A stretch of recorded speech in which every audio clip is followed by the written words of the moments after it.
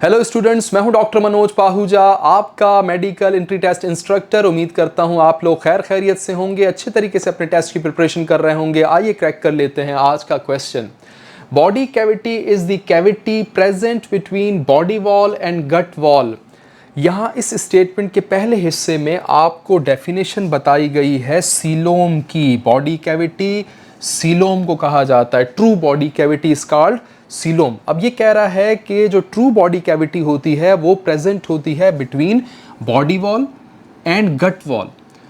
Body wall जो कि हमारे जिस्म का सबसे बैरूनी हिस्सा है, ये बनती है bye combination of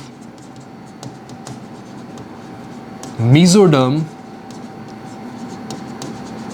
and ectoderm. देखिए, बात हो रही है ट्रिप्लोब्लास्टिक एनिमल्स की। वो एनिमल्स जो एम्ब्रियोनिक स्टेज में 3 लेयर्स उनमें प्रेजेंट होती हैं। सबसे बैरूनी layer ectoderm, middle layer mesoderm, सबसे अंदरूनी लेयर एंडोडर्म। उन ऑर्गेनिजम्स में जो बॉडी वॉल है, जो बैरूनी हिस्सा है, वो 2 लेयर्स की कॉम्बिनेशन से बनता है, एक्टोडर्म और mesoderm.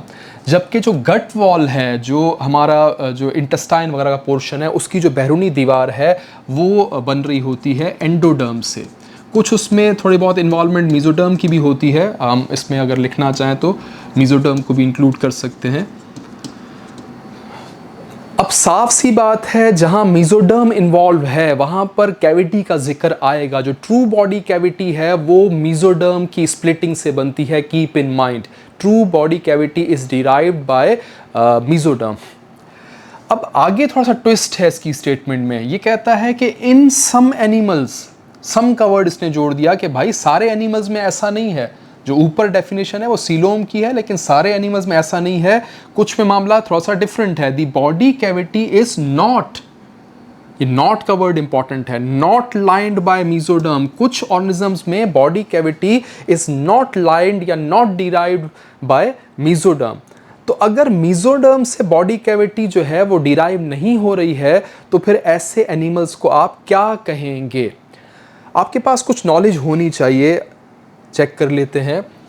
Classification of triploblastic animals on the basis of body cavity. जो ट्रिप्लोब्लास्टिक एनिमल्स होते हैं जिनके पास एम्ब्रियोनिक स्टेज में 3 जर्म लेयर्स होती हैं, एक्टोडर्म, मेसोडर्म और एंडोडर्म, उनकी अगर हम क्लासिफिकेशन करें on the basis of body cavity तो हमें 3 कैटेगरीज मिलती हैं एनिमल्स की। पहली कैटेगरी है ए सीलोमेट्स, जिनमें बॉडी कैविटी है ही नहीं, जिनमें सीलोम है ही नहीं। मेसोडर्म है लेकिन सीलोम नहीं है।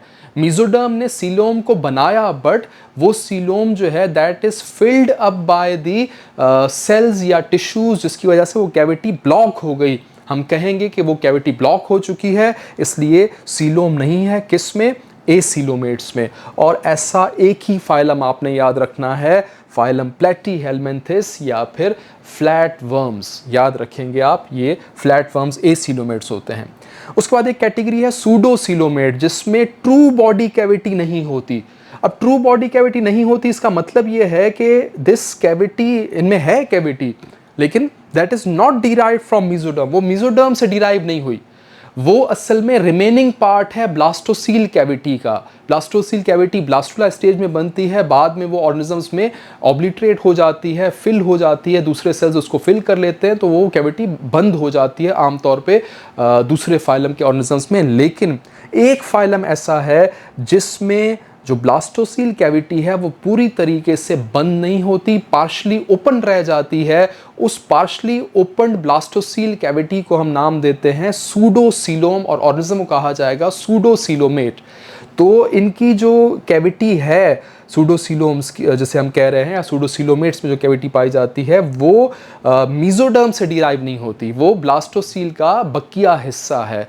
तो इसलिए यहाँ पे क्लियरली आपने मेंशन करना है कि जो इनकी कैविटी है pseudocoelom, that is not derived from mesoderm. ये ट्रू बॉडी कैविटी नहीं मानी जाती, इसे सूडोसीलोम कहते हैं। और इसकी एक ही एग्जांपल है फाइलम नीमाटोडा या राउंड वर्म्स। इसके बाद तीसरी कैटेगरी है सीलोमेट्स। इनमें ट्रू बॉडी कैविटी प्रेजेंट है, जिसका साफ मतलब है कि cavity is derived from mesoderm या cavity is lined by mesoderm.